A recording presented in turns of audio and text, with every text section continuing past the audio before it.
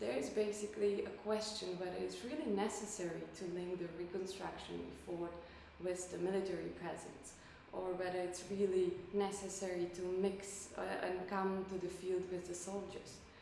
And the reason why people ask this question is that it was possible to provide development or humanitarian assistance even during the Taliban. But that was only possible because of the strict principle of neutrality was obeyed.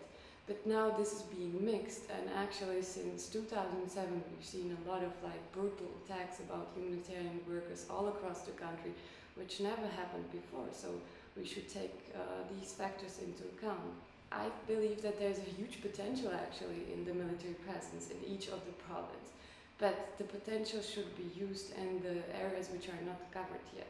So that means that, for instance, if there are a lot of military personnel and they're very much professional, and I'm sure that they're dedicated, why don't they, for instance, do not focus on training of army and police?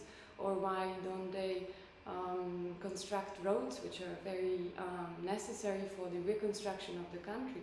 Because schools are good, but schools are constructed by the UN, by the government, by non-governmental actors. And from my perspective, I remember villages, the most remote villages, where people simply had local school. They loved education and they didn't need the building for now. I mean, they would love to have it in the future, but they can deal with that.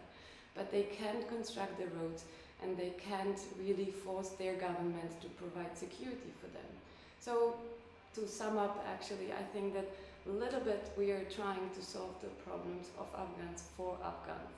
And if we would just change the optics and try to be more reflective, that the government needs to bring the initiative themselves, and that we are there only to help them, then it would be probably more appropriate and efficient at the end.